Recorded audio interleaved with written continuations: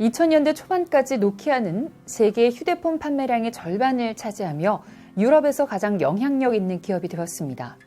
이러한 분위기를 타고 2004년 노키아의 엔지니어 몇몇이 새로운 종류의 전화기를 만들었습니다. 인터넷이 가능하고 커다란 컬러 터치 스크린에 고해상도 카메라가 달린 전화기였습니다. 엔지니어들은 이 전화기에 어울리는 아이디어를 하나 더 제안했습니다. 바로 온라인 앱스토어를 만들자는 것이었습니다. 노키아의 경영진은 두 가지 아이디어 모두를 미친 아이디어로 취급해 깔끔하게 묻어버렸습니다. 3년 뒤 노키아의 엔지니어들은 자신들의 미친 아이디어가 샌프란시스코를 무대로 구체화되는 것을 목격합니다. 애플의 스티브 잡스가 아이폰을 공개한 것입니다. 2013년 노키아는 모바일 사업을 매각했고 기업 가치는 2,500억 달러 폭락했습니다. 어떻게 똑같은 아이디어를 두고 어떤 사람은 미친 아이디어라고 손가락질하며 기회를 놓쳐버리고 또 어떤 사람은 성공으로 바꾸는 원동력으로 삼았을까요? 빌 게이츠, 로버트 러플린, 데니얼 카너먼 등 세계적 석학과 명사들이 극찬한 사피 바칼의 화제작 룬샷은 상전이라는 물리학 이론을 바탕으로 창의적인 아이디어를 육성하고 발전시키는 새로운 경영 이론을 제시합니다. 기존 경영 이론들이 효율과 관리에 방점을 찍고 있다면 저자는 흔히 쓸모없는 발상이라고 치부받던 아이디어의 가능성을 포착하고 이를 시스템적으로 육성해 폭발적인 성장을 이루는 방법을 제안합니다. 물리학과 비즈니스 그리고 역사를 결합해 조직의 문화보다는 구조의 작은 변화가 대단한 발전을 이끌 수 있다는 성공 방정식을 담고 있는 이 책의 시도는 지금까지 출간된 경영 이론 중 유일한 것이라 할 수 있습니다.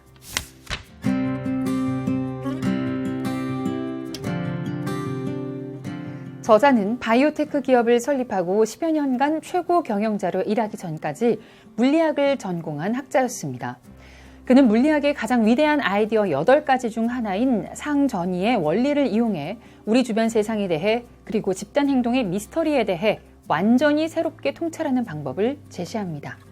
상전이는 두 가지 상태, 예를 들면 고체와 액체 사이, 고속도로에서 부드러운 흐름과 꽉 막힌 흐름 사이, 시장의 합리적인 상태와 버블 상태 사이에서 일어나는 갑작스러운 변화를 뜻합니다. 팀이나 기업의 행동이 갑작스럽게 바뀌는 패턴은 비즈니스계와 사회과학계의 미스터리입니다. 똑같은 사람이 어느 맥락에서는 프로젝트를 무산시키는 보수주의자가 되고 다른 맥락에서는 미친 프로젝트를 옹호하는 혁신가가 될 수도 있습니다. 비즈니스에서 미스터리일 수 있는 행동의 변화가 물리학에서는 상전이라는 괴상한 행동 패턴의 핵심을 이룹니다. 얼음덩어리 위에 물 분자 하나를 떨어뜨리면 어떻게 될까요? 얼어붙습니다. 똑같은 물 분자를 수영장에 떨어뜨리면 다른 물 분자에 섞여버립니다. 이런 현상을 어떻게 설명해야 할까요? 물리학자 필립 앤더슨은 전체란 부분의 합보다 많을 뿐만 아니라 부분의 합과는 다르다라고 말했습니다. 이 말은 물 분자 하나만을 분석해서는 얼고 섞이는 집합적 행동을 설명할 방도가 없다는 것을 의미합니다. 모든 상전이는 경쟁하는 두 힘이 만들어낸 결과입니다.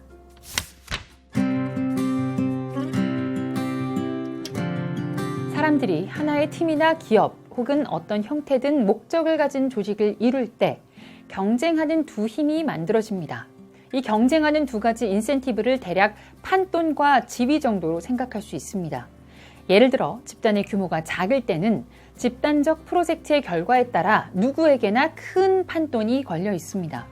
작은 바이오테크 회사에서 신약이 성공하면 모두가 영웅 대접을 받거나 백만장자가 됩니다. 이럴 경우 큰 판돈에 비하면 지위에 따른 특전, 다시 말해 승진에 따른 연봉 인상이나 직책명의 변경은 미미해 보입니다. 반면 팀이나 회사의 규모가 커지면 결과에 따라 주어지는 판돈은 줄어드는 반면 지위에 따른 특전은 커집니다. 이 두 가지 조건의 크기가 역전될 때 시스템이 전환되며 두 인센티브는 누구도 원치 않는 행동을 부추기기 시작합니다. 조직이 커지고 안정될수록 똑같은 사람으로 구성된 똑같은 집단인데도 서로의 프로젝트를 퇴짜놓기 시작합니다. 상전이의 경계에서 두 가지 상태가 공존하는 현상을 상분리라고 합니다. 얼음과 물의 상태는 서로 나눠지면서도 여전히 연결되어 있습니다. 0도의 경계에서 물이 얼음으로, 얼음이 물로 자유롭게 순환하는 것처럼 창의성과 효율성, 판돈과 지위 등 조직 내 상전이를 이루는 두 요소가 동적 평형을 이룰 때, 즉 어느 쪽 상태도 압도적이지 않은 균형 관계를 유지할 때 위기를 성공으로 바꿀 수 있다고 합니다.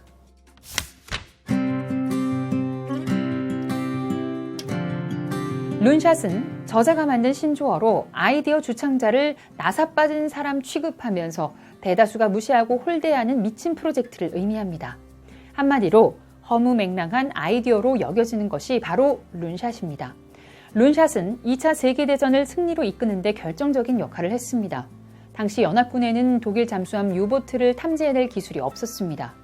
MIT의 부총장이자 1차 세계대전 때 군과 일했던 버니바 부시는 루스웰트 대통령을 설득해서 과학개발국을 세워 유보트를 탐지할 만한 레이더를 개발하는 데 성공합니다. 그런데 그 레이더 기술은 17년 전 해군에 있는 2명의 엔지니어에 의해 발견된 것이었지만 당시에는 성공할 가능성이 전혀 없는 허무맹랑한 꿈이라 여겨져 묵살됐습니다. 부시가 세운 과학개발국도 당시엔 쓸모없는 아이디어로 외면받던 수백 가지의 과학적 아이디어를 군대에 적용하는 데 노력을 기울이는 단체로 여겨졌습니다. 부시는 상분리와 동적 평형의 원리를 과학개발국에 적용했습니다. 그는 과학자들의 창의성을 최대한 보장하되 군 관리자들이 이를 효율적으로 운용할 수 있도록 분리하되 소통하는 동적 평형의 조직을 설계했습니다. 그 결과 유보트를 격퇴하는 레이더 시스템부터 폭격 효율을 7배나 높인 미사일, 아인슈타인이 독일이 먼저 개발할 것이라고 경고한 핵폭탄까지 만들어낼 수 있었습니다. 신기술을 온몸으로 거부하는 군 관계자들과 룬샷의 아이디어를 쏟아내는 과학자들 사이에 동적 평형을 이뤄내 2차 세계대전을 승리로 이끈 부시처럼 혁신을 완성하기 위해서는 상분리의 두 요소가 모두 필요하며 그 두 요소 사이의 관계를 동적 평형을 이루게 만드는 리더가 필요하다는 것이 룬샷의 핵심 원칙입니다.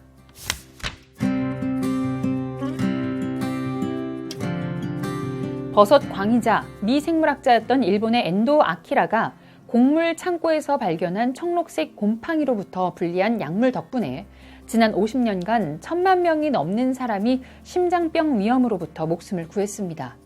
엔도의 약은 3번의 죽음으로 비유된 역경, 즉 일본에서의 외면, 쥐 실험에서의 실패, 약의 부작용으로 암이 유발된다는 소문을 이겨내고 가까스로 출시됐습니다. 쥐 실험에서의 부정적인 결과가 나온 것은 가짜 실패였습니다. 그로 인해 엔도의 프로그램이 영구적으로 종료될 뻔했지만 엔도에게 아이디어를 얻은 제약회사 머크가 이 약물의 가능성을 살려내어 1987년 최초의 스타틴 계열 약품 메바코를 출시했습니다. 머크는 스타틴 계열 약품으로 지금까지 900억 달러를 벌어들이며 가장 성공한 제약회사가 됐습니다.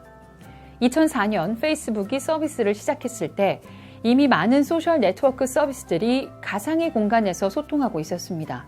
마크 저커버그가 엇비슷한 서비스로 투자를 받으려 하자 대부분의 투자자들은 SNS가 청바지를 바꿔 입는 것처럼 유행을 타는 사업이라 생각해 투자를 기피했습니다. 피터 틸은 소셜 네트워크의 비즈니스 모델이 취약하기 때문에 사용자들이 떠나는 것이 아니라 자주 먹통이 되는 서비스 결함이 문제라는 사실을 발견합니다. 피터 틸은 페이스북의 기술력을 확인하고 50만 달러짜리 수표를 써줬습니다. 8년 뒤에 틸은 자신의 지분 대부분을 페이스북에 팔고 대략 10억 달러를 받았습니다. 대부분의 투자자들이 가짜 실패에 속았던 것이죠. 이렇듯 가짜 실패는 도처에서 발견할 수 있으며 룬샷이 폐기되는 결정적인 요인입니다. 진짜 실패와 가짜 실패를 구분하는 능력이 룬샷의 존폐를 결정합니다.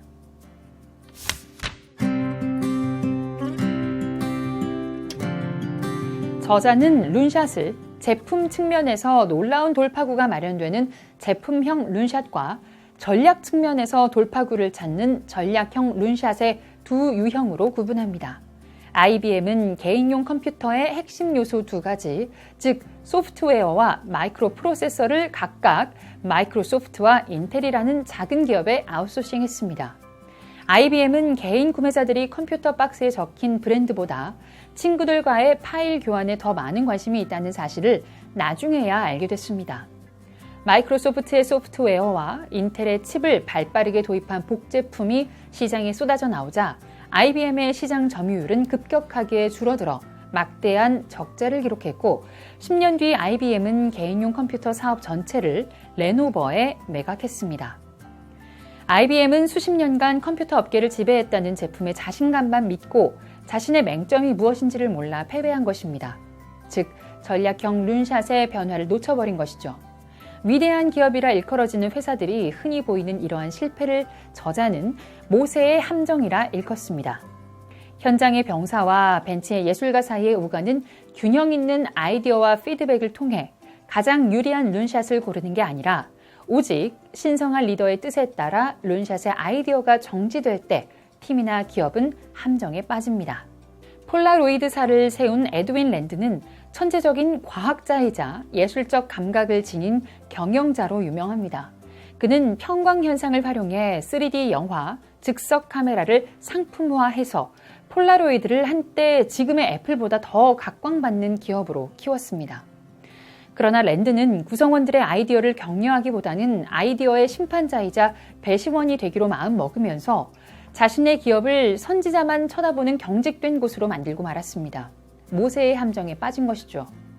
반면 스티브 잡스는 상전이의 원리를 적용해 조직을 이끌어갔습니다. 잡스는 모세처럼 군림하지 않고 크리에이터와 관리 조직 사이의 소통을 책임지고 아이디어의 이전과 교환을 장려하는 정원사 역할에 집중합니다. 결과적으로 폴라로이드는 빛나는 성공 뒤에 처절한 실패를 맛보았지만 애플은 세계를 근본적으로 바꾸어 놓았습니다. 균형과 소통을 제대로 유지하려면 내부의 장벽을 극복하게 도와줄 손길이 필요합니다. 모세의 거친 손길이 아니라 정원사의 손길처럼 부드러운 손길이 필요합니다.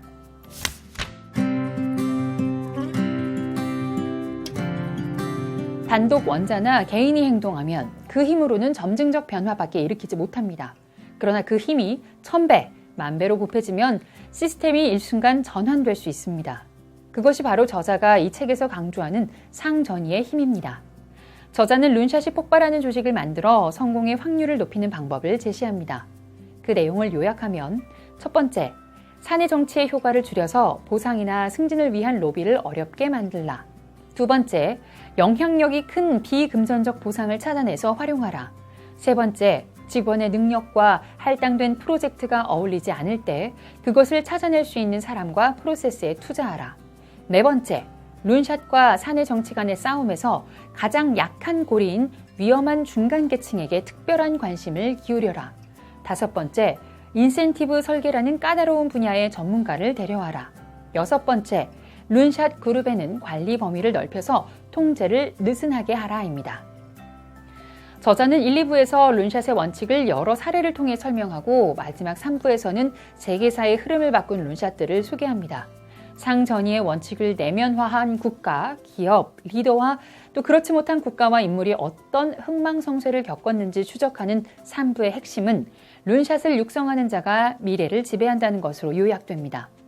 노벨 물리학상 수상자 로버트 러플리는 왜 어떤 사람들은 성공하고 어떤 사람들은 실패하는지에 대해 지금까지와는 전혀 다른 방식으로 접근한다. 사소한 아이디어를 발굴하고 이를 집단의 행동 원리로까지 확장하는 저자의 방법론은 글의 리듬감이 있고 유머가 넘치며 범위가 적절해 모든 것이 좋다라는 말을 통해 이 책이 지닌 가치와 의미를 짚어줍니다.